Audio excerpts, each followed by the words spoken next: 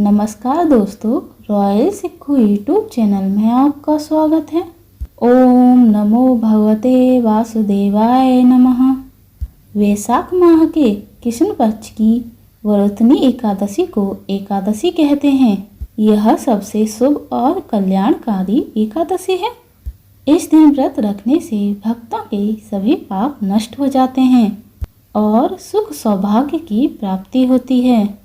वरुथनी एकादशी का व्रत करने से सूर्य ग्रहण के समान फल की प्राप्ति होती है। शास्त्रों के अनुसार जो भी व्यक्ति श्रद्धापूर्वक इस एकादशी का व्रत करता है उसे अंत में वैकुंठ लोक की प्राप्ति होती है। आज के दिन भगवान वामन की पूजा और अर्चना की जाती है, जो भगवान विष्णु के अवतार हैं। ऐसा माना जाता है कि वरुथनी एकादशी का व्रत करने से पितरों को भी मुक्ति मिलती है। पितृ यदि स्वर्ग में हैं तो उन्हें मोक्ष मिलता है, अगर नरक में हैं तो उन्हें स्वर्ग लोक की प्राप्ति होती है। जिस भी व्यक्ति के जीवन में बहुत कष्ट है, बहुत व्रत पूजा करने से कष्ट दूर नहीं हो रहे हैं, ऐसे भक्तों को सच्चे मन से वरुथनी एकादशी का व्रत करना चाहिए। इस व्रत को करने से जीवन की सभी मनोकामनाएं पूर्ण होती हैं और दुख दूर होते हैं। तो चलिए आपको बताते हैं इस बार एकादशी का व्रत कब रखा जाएगा, व्रत में क्या खाना चाहिए, क्या नहीं खाना चाहिए, और साथ ही जानेंगे आप पूजा विधि और महत्व के बारे में। दशमी तिथि से लेकर द्वादशी तिथि तक नियमों का पालन किया जाता है, उनके बारे में। इस बार 16 अप्रैल 2023 में रविवार के दिन एकादशी का व्रत रखा जाएगा। एक दिन पहले दशमी तिथियों के नियमों का पालन किया जाएगा। एकादशी तिथि प्रारंभ होगी 15 अप्रैल शनिवार की रात 8:86 से। एकादशी तिथि समाप्त होगी 16 अप्रैल रविवार शाम 6:14 तक। हर के दिन की एकादशी द्वादशी की तिथि युक्त एकादशी होगी। यह एकादशी बहुत ही शुभ फलदायी होती है। 16 अप्रैल यानी रविवार को एकादशी के दिन सूर्योदय सुबह 6:09 से होगा और सूर्यास्त शाम 6:44 पर होगा। राहु काल का समय शाम 4:30 बजे से 6 बजे तक रहेगा। द्वादशी तिथि प्रारंभ होगी 16 अप्रैल रविवार शाम 6:15 से और द्वादशी तिथि समाप्त होगी 17 अप्रैल सोमवार दोपहर 3:46 तक। ऐसे में जो भी भक्त एकादशी का उपवास रखेंगे, अपना एकादशी का व्रत सोमवार के दिन ही शुभ मुहूर्त में खोलना चाहिए।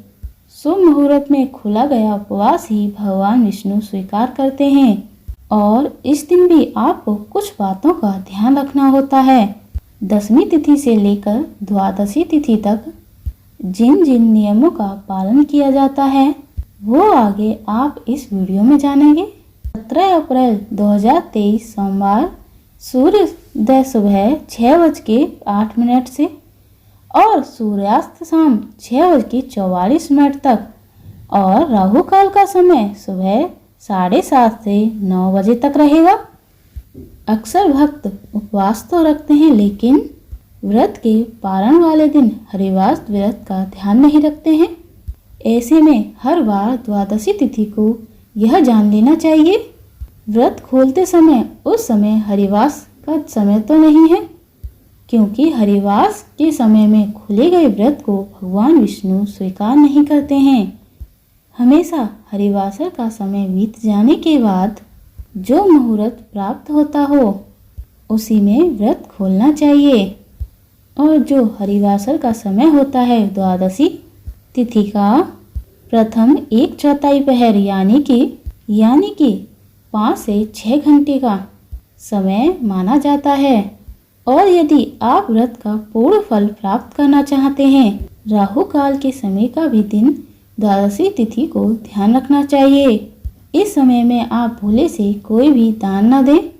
यदि आप उपवास खोल रहे हैं, आपको शुभ मुहूर्त और भी हो रही है तो आप राहु काल के समय का भी हो सके तो त्याग करें। काल के समय व्रत को या दान किए गए हो तो उसे राहु और केतु ग्रहण कर लेते हैं। अब जानेंगे व्रत पारण के मुहूर्त के बारे में। 17 अप्रैल 2023 सोमवार के दिन एकादशी व्रत का पारणा किया जाएगा, यानी कि एकादशी का उपवास खोला जाएगा, जो कि सुबह 6:09 से 7:25 तक और सुबह 9 बजे से 5 मिनट तक और 10 बजे से 15 मिनट तक। हरिवासर का समय सुबह 17 अप्रैल सुबह ही समाप्त हो रहा है। ये जो मुहूर्त है वह आपके लिए शुभ मुहूर्त है। अगर आप 7:25 तक व्रत नहीं खोल पाते हैं तो उसके बाद जो 1.5 घंटा है वह राहु काल का रहेगा। फिर उसके बाद जो शुभ मुहूर्त की प्राप्ति होगी सुबह 9:05 से लेकर 10:15 तक। अगर किसी कारण से आप पहले मुहूर्त में व्रत नहीं खोल पाते हैं, सुबह 9:05 से लेकर 10:15 के बीच में आप व्रत खोल सकते हैं, क्योंकि इसके बाद उपवास खोलने का कोई भी शुभ मुहूर्त नहीं है। द्वादशी के बीतने से पहले ही एकादशी का व्रत खोल लिया जाता है। एकादशी के व्रत में अन्न और चावल का पूरी तरह से त्याग किया जाता है। जो भक्त व्रत रखते हैं उन्हें खास तौर पर ध्यान रखना है, एकादशी व्रत बहुत कठिन होता है। ऐसे में आप मन की जो भी इच्छाएं उन्हें शांत रखते हुए आप केवल इसे फलाहार पर इस व्रत को रख सकते हैं। भरपूर मात्रा में आप जल का सेवन कर सकते हैं। व्रत रखने वाले व्यक्ति को इस दिन शहद का सेवन नहीं करना चाहिए, नमक का सेवन नहीं करना चाहिए। फलाहार में आप कोई भी मौसमी फल, जूस आदि या ड्राई फ्रूट आप ले सकते हैं। दसवीं तिथि को ही तुलसी पत्र तोड़कर रख लिए जाते हैं और 10वीं तिथि को ही आप तुलसी के पौधे में जल अर्पित कर लें। 10वीं तिथि को सूर्यास्त के बाद अन्न ग्रहण नहीं किया जाता है। यह नियम उन लोगों के लिए है जो एकादशी का उपवास रखना चाहते हैं। और एकादशी के दिन आपको क्या क्या करना है?